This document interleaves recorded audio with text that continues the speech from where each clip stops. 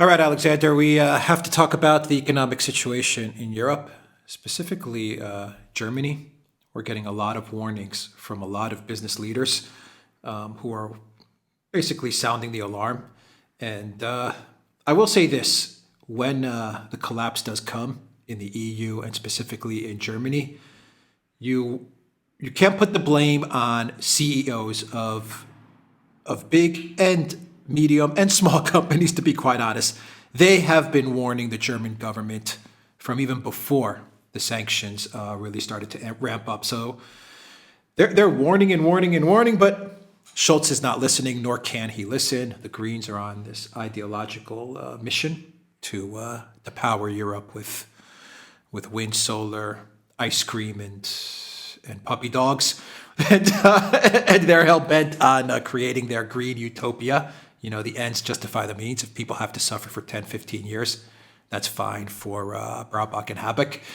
And it's just an all-around bad situation in Germany that's forming, and we still have not seen Russia really retaliate. And we also have a lot of a disagreement in the EU in general with regards to the oil embargoes and stuff like that.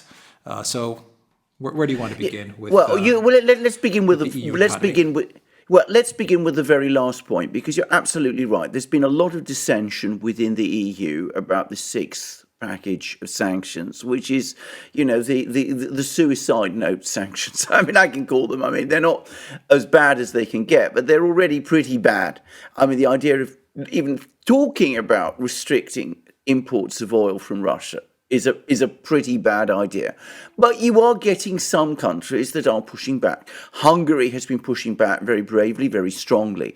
Even countries like the Czech Republic, Slovakia, Bulgaria, all of those have also been pushing back.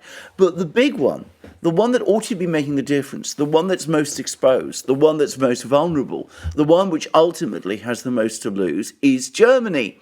And you're absolutely right. Now, we've just had the CEO of Bosch. He's just come out. He said that this is an incredibly bad idea. We've got to try and find a negotiated solution to the Ukrainian crisis, because if we don't, well, Germany's basically, finished economically. We've had Siemens, we've had one German company after another, the CEOs, as you rightly say, all coming out, all saying, don't do this thing. For heaven's sake, don't do this thing. And yet, it's going to happen. Because let's be straightforward about it. Hungary can put up a heroic rearguard action. Bulgaria, the Czech Republic, Slovakia, up to a point, can do the same. But if Germany, France, Italy, Spain, and the Commission are all agreed on something, sooner or later, it's going to happen. So we are now going to be drifting to a ban on hydrocarbons. And you're absolutely correct about this. It is astonishing that a party, the Green Party, which is, around a quarter of the vote in Germany, it's big, but it's not enormous, is dictating the entire policy with two ministers, Habeck and Baerbock, who, to be straightforward about it, are completely inexperienced and, frankly, incompetent at what they do. But as you rightly say, they have an ideological mission, they have an obsession, they don't care about German industry, because of course they hate industry. They don't care about industrialized agriculture, which is essential if you're going to feed people. I mean, if you want to see what happens if you try to transfer your entire agricultural economy to an organic basis, look at what's happening in Sri Lanka, where there are now food shortages and where the prime ministers had to resign. So, I mean, but they are focused single-mindedly on this. They hate Russia for all kinds of historic, cultural reasons. Also, I suspect, because it's the great producer of hydrocarbons. And they're driving Germany and Europe over the cliff because they're in alliance with the European Commission, which is also fixated with Russia to an unbalanced degree. And of course, we've also got the Baltic states and Poland, which have various historic grievances that are also driving them in the same kind of direction. Now, there's just been a report from an economics team in Germany, which said that if Germany cuts itself from Russian gas supplies, that will mean that the German economy will contract by 12%.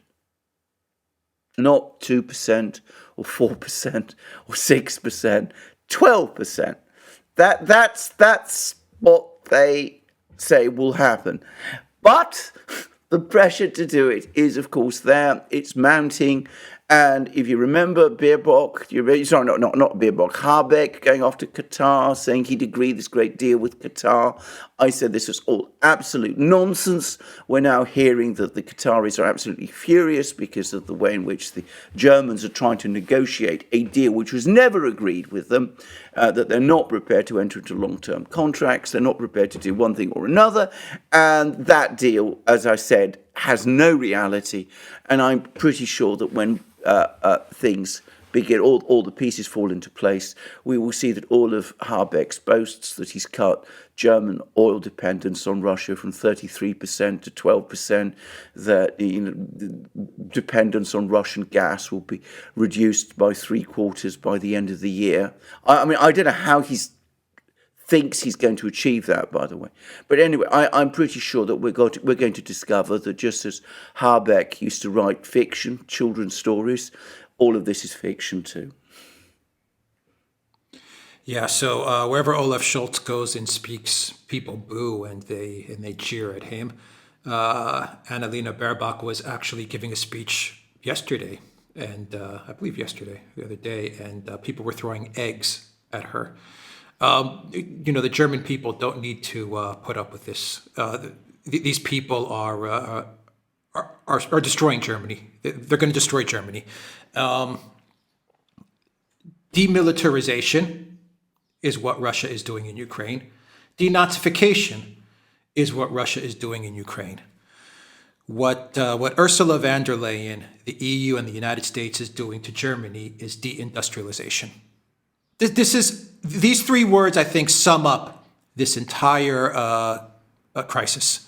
Demilitarization, denazification, what Russia's doing, and what they're doing to Germany is deindustrialization. I think it's absolutely brilliant, because that is exactly what they're doing. They're deindustrializing Germany. And to be very clear, that is going to change Germany completely. The Germany we've all known, the Germany not just of the great industries, but also of the famous welfare state created in the 19th century by Bismarck, which provides Germany with this extraordinary social safety net. How is that paid for? From the proceeds of German industry. The whole system of German Volksbank, the savings banks that act as this great balancing hinge to the German economy. They're all integrated in the German industrial system. Take the one away, all of the others collapse. The Germany we will see coming out of this will be a completely different country. It'll be a country which, to be straightforward about it, will fulfill the WEF's dreams. Yeah, and Ursula von der Leyen is German as well. She was the defense minister, a failed defense minister, to be fair and honest. Yes. She was a terrible defense minister, but it really shocks me to see that it's Germans that are destroying their own country. This is not being done by Russia, really. It's not being done by Macron or France. It's not being done by Draghi in Italy, though they're going along with it. This deindustrialization, this hollowing out of Germany is being done by Germans on a government level with the Greens and Baerbock and Habeck, but also on a European level with von der Leyen.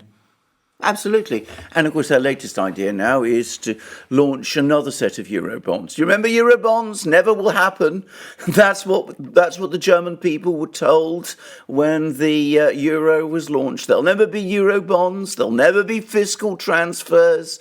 Never any question of a financial union. Well, we've had Eurobonds. We've had financial transfers because, of course, with Christine Lagarde and before that with Mario Draghi, Draghi, the ECB just buys bonds. I mean, it prints money, prints euros, and buys Italian and French bonds. So that is in effect a form of transfer. Anyway, now they're talking now about launching more euro bonds. A 15 billion euro bond issue to support Ukraine. I mean, it's To give to Zelensky, to give, yeah. to give him exactly, yeah, to give to him exactly. So because he's running out of money, or so he says. His budget shortfall is $7 billion a month. So they're going to actually start going into debt. They're going to actually have fiscal transfers. The German taxpayers are going to have fiscal transfers to Ukraine, but not directly. It's going to be done through the European Union. It's going to have Eurobonds. They were promised they would never happen. It's in the treaties, in the agreements, that there will never be any kind of fiscal transfers. Well, there you see it happen. Netherlands was dead set against this. Finland was dead set against this. And now all of a sudden, you have the EU taking on debt to give to a country that's not even part of the EU. And you know how long this 15 billion is going to last? 3 months. Yeah, exactly. And when they say 3 months, they actually mean 1.5 to 2 months. Believe me. This is... Oh, yeah. I'm absolutely stunned at everything that's going on. I know. I mean, don't worry. I mean, in 6 weeks' time, well, it's very simple. You just go for another Eurobond issue. I mean, this is where. But no, it is stunning. It is stunning. It is astonishing, and I mean, it tells you that Europe, Germany, has been led by the nose into a trap. I mean, they've been led by a nose into a trap because, well, they should never have agreed to the euro in the first place. This has always been my view. I've never been one of those people who thought that Germany ultimately benefited from the euro. And I don't mean, the political class there. I mean, the German taxpayers, all those people. But regardless of that, now, as I said, they are heading exactly where you're saying, into debt, and into deindustrialization. They're being dismantled. Yeah. Sometimes I have a hard time understanding who's at war. Is this a war against Russia or Ukraine, or is this really a war against Germany? Sometimes it's hard to understand who's being attacked. Well, it's a very good question. I mean, to be straightforward about it, I think we discussed this in another program. I think there are some people in Europe who want to see Germany taken down, not just a peg, but brought really far down. I mean, I think Macron, who is looking to see France himself, become the new Napoleon of Europe, if Germany goes into deep crisis and he can step in and become the great leader of Europe, well, he won't be sorry. Trouble is, of course, he's only got 5 years, and the situation in France isn't that good either.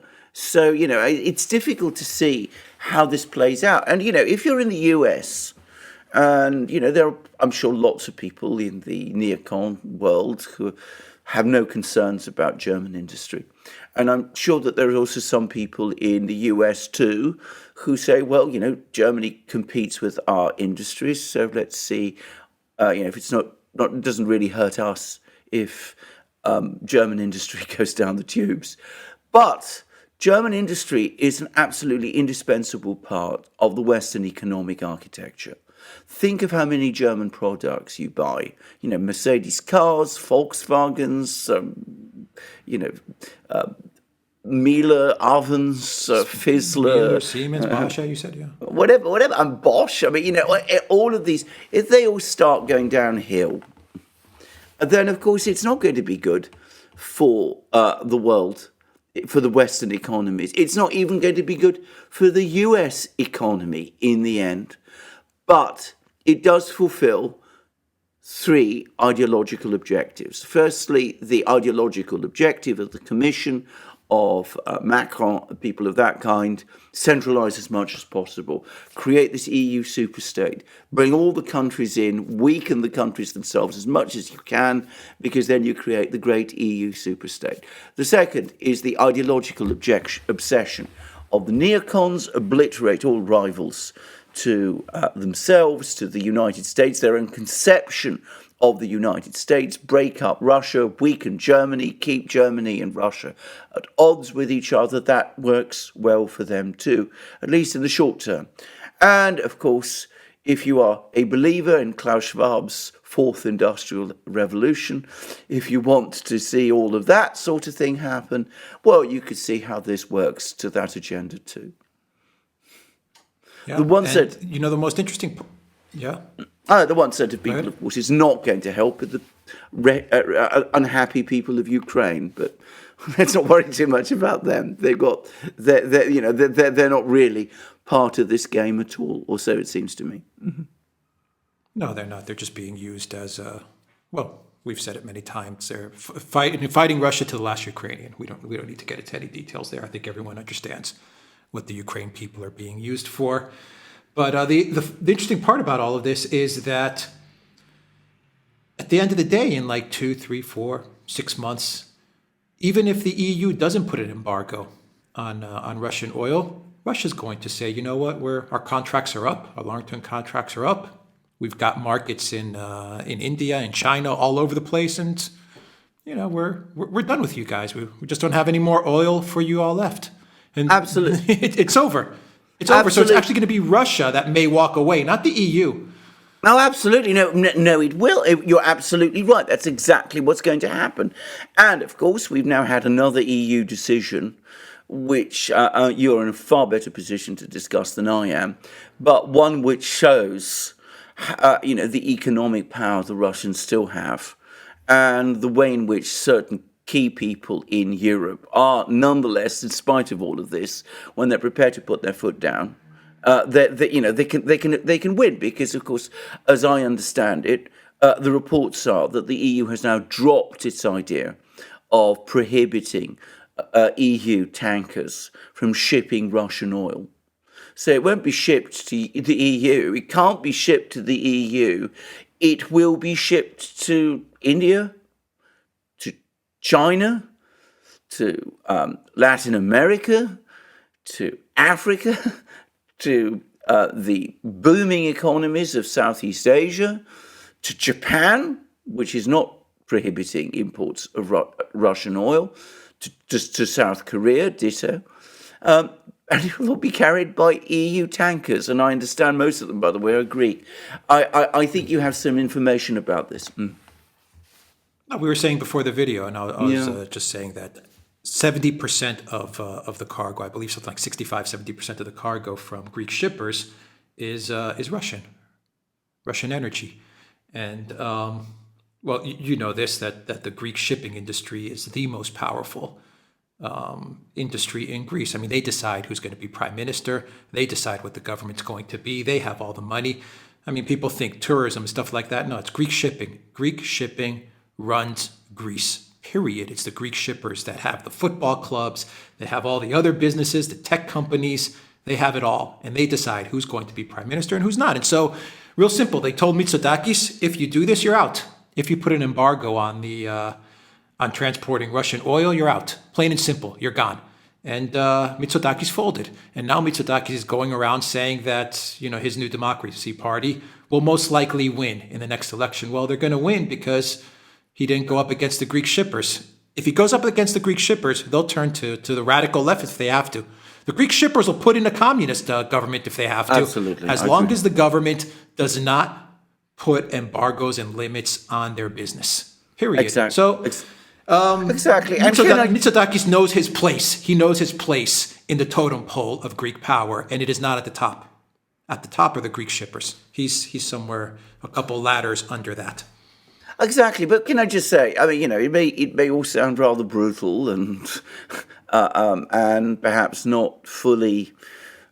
Well, it might not, accord with some people's ideas of how democracy should work, but it's preserved and protected a Greek industry, a vital Greek industry, whereas Germany, and the Archos, exactly, yes, mighty Germany can't protect its own industries. Because, whatever our faults in Greece, I'm straightforward about this, we are not ideologically driven people. the light perhaps in our part of the world is too clear.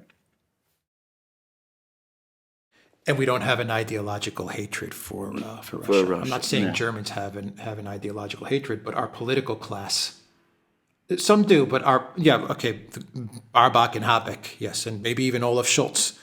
But, even Angela Merkel, even though her and Putin didn't get along, they didn't really like each other, Merkel didn't have a hatred for Russia, like a deep-seated hatred.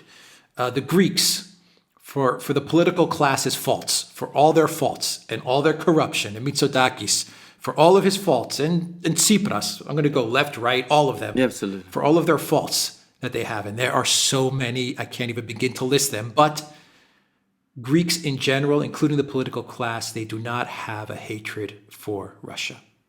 Exactly. And that's why I think the Greek shippers can pull the trigger and tell him stop, and he'll stop. Yeah. Yes. Now but I mean, if Greece could have said no, Germany, of course, could have done.